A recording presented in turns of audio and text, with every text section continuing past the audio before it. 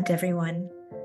As Father Peter noted last week, we have begun a new topic for this Contemplatio season, our journey of faith, to take us through Lent. For that is what this season can be for us, if, of course, we choose to engage in it as such. That is, a journey.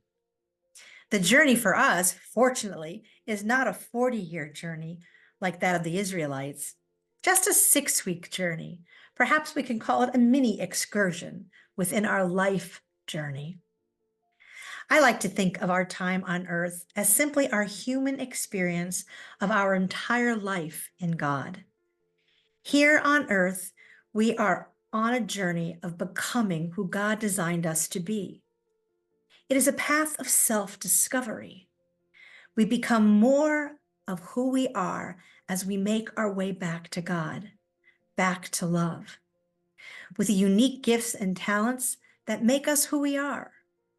As the spiritual writer William Shannon once wrote, "When we see God face to face, we will see ourselves for the first time, who we truly are."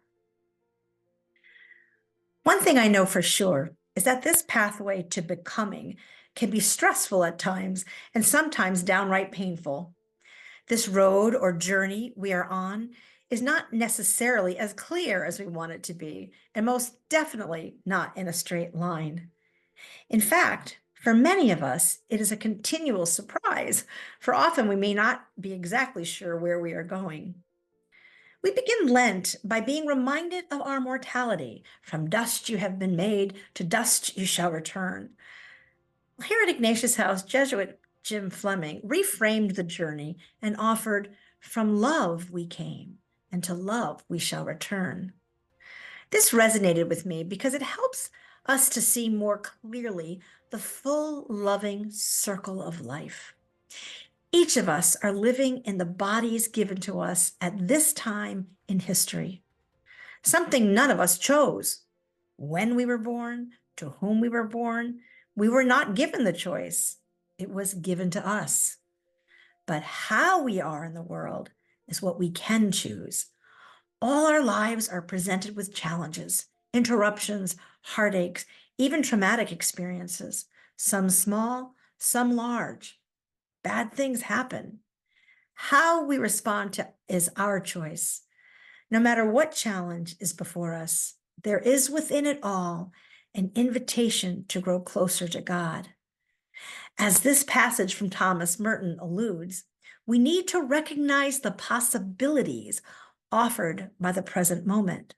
There is something for us if we can trust, be courageous, be faithful, and hopeful. What strikes me today, reflecting on these two readings, is just how real the challenges can be in life and how any number of obstacles can get in our way from living a life of faith, hope, and love.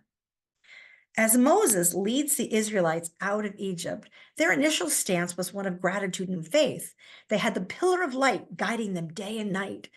They had their eye of faith on God, secure in God's protection, until they were confronted with the surging waters and the intimidating enemy at their heels.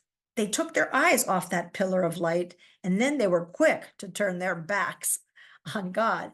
Fearful, they quickly are ready to throw in the towel. Maybe it's better to be back in Egypt and be slaves.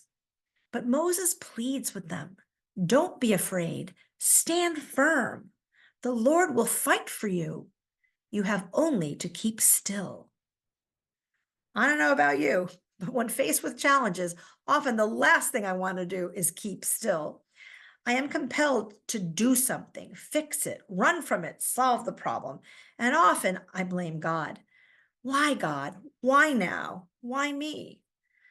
But like Israel, the challenges we face in life are important opportunities for our faith in God to grow.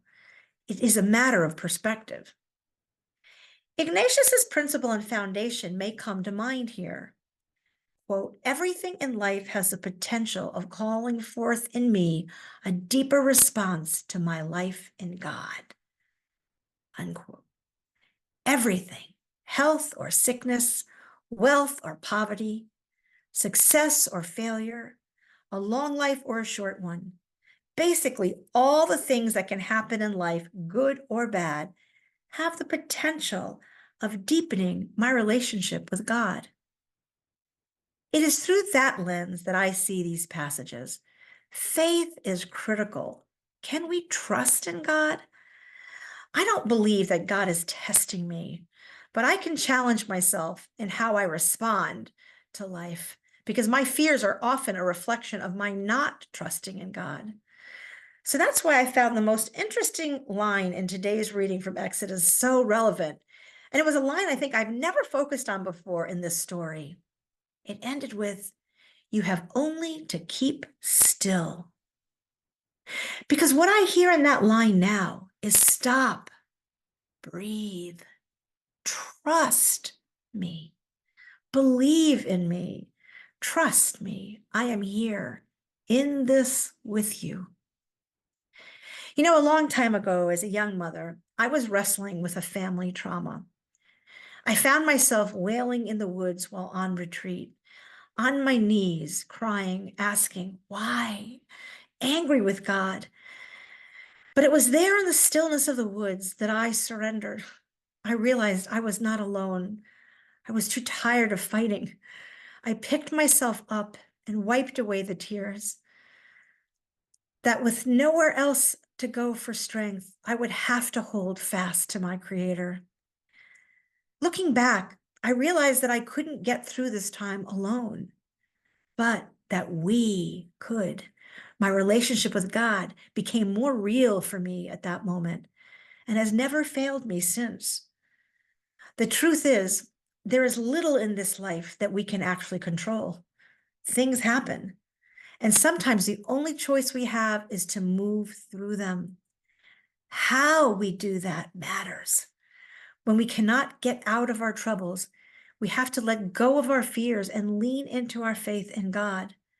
Perhaps what Moses is telling Israel is what we all need to hear sometimes. Stand still. Don't try to attack. Avoid the fight or flight, but wait, be still.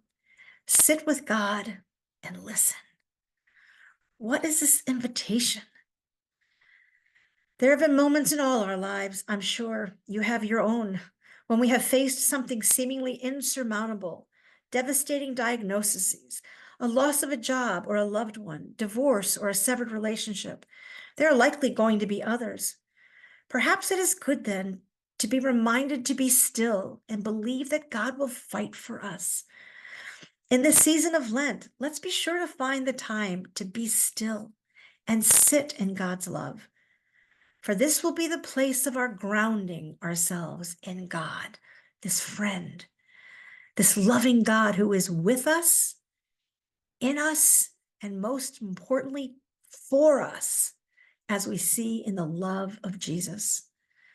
The journey we are on is one towards union with God. We can't go wrong when we make the time to deepen our relationship with God. Remember, from love we came, and to love we shall return. Happy Lent, everyone.